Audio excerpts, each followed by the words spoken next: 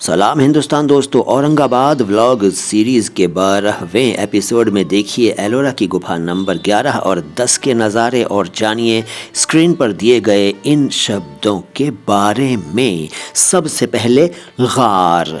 देखो, मैं गार नहीं कह रहा हूँ, मैं कह रहा हूँ गार। गार और गार कहते हैं गुफा को। जी हाँ, गुफा नहीं, गुफा भी गलत है भैया। गुफा नहीं, गुफा हिंदी में और गार उर्दू में। गार दरअसल अरबी से उर्दू में आया और ये गुफा के लिए इस्तेमाल में लाया जाता है। लेकिन अगर आप गार को गार कह देंगे तो अर्थ का अनर्थ हो जाएगा। जी हाँ, गार अलग है उर्दू में और गार अलग है। गार क्या है? उर्दू में गार एक ख़ास किस्म के चमकीले सफ़ेद पत्थर को कहते हैं और गार एक प्रत्यय भी है। जी हाँ, प्रत्यय यानी सफिक्स। सफिक्स वो होता है जो किसी शब्द के बाद में लगकर उसका अर्थ बदलता है। जैसे काम के साथ अगर लग जाए तो काम गार, और तलब के साथ लग जाए तो तलब गार। इस तरह के और भी अल्फाज हैं उर्दू में।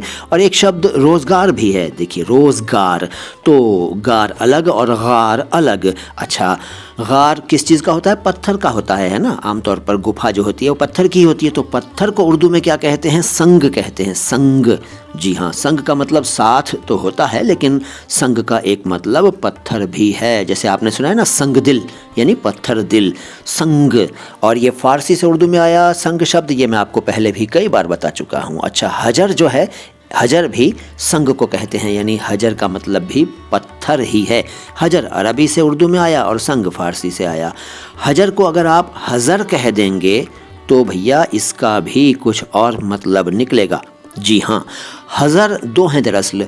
हजर तो पत्थर है, लेकिन हजर दो हैं। एक में बड़ी है जाल और रे अक्षर हैं उर्दू के, और दूसरे में कुछ और है। पहले इसके बारे में जानिए, बड़ी है जाल और रे वाले हजर के बारे में। ये अरबी से उर्दू में आया और इसके कई मतलब हैं, जैसे डर, खतरा, परहेज़, सावधानी, बचाव वगैरह। और दूसरा वाला हज़र जो है वो बड़ी है ज़ुआद और रे है। ज़ुआद को कई लोग द्वाद कहते हैं, तो भैया द्वाद तो अरबी में कहते हैं, उर्दू में तो ज़ुआद ही कहते हैं।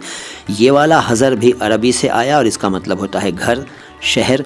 और यह सफ़र का विलोम यानी अपोजिट भी है, और किसी जगह पर आधे महीने से ज़्यादा ठहरना या ठहरने का इरादा करना हज़र कहलाता है। इसके अलावा हज़र का एक अर्थ इलाका भी है, इलाका। अच्छा, एक शब्द उर्दू में है सन्नाई। सन्नाई दरअसल अरबी से उर्दू में आया और सन्नाई का मतलब होता है कारीगरी। देखिए, गुफाओं में आप कारीगरी ही तो देख रहे हैं, फनकारों की कारीगरी, फनकारी, दस्तकारी, क्राफ्ट्समैनशिप, शिल्पकारी, ये सब उर्दू में सन्नाई कहलाते हैं। ये शब्द जो मैंने अभी हिंदी वाले बोले, इनके लिए उर्दू में एक शब्द है सन्नाई, जो कि अरबी से आया। और सन्नाई देखिए तो क्या शानदार सन्नाई है कारीगरों की, किस कदर खूबसूरत गुफाएं बनाई हैं।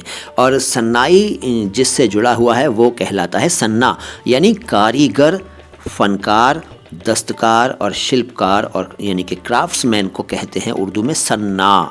ये दरअसल सन्ना है, लेकिन आप सन्ना कह लीजिए। एक शब्द आबशार भी है। आबशार का मतलब होता है प्रपात यानी झरना, यानी वाटरफॉल, यानी निर्झर। आबशार ये शब्द भी उर्दू में फारसी से आया। मेरे पास बहुत सारे शब्द हैं, ये आप जानते हैं। देखते रहिए माई हिंदी माई उर्दू। मैं हूँ मुइन शम्सी। सलाम हिंदुस्तान।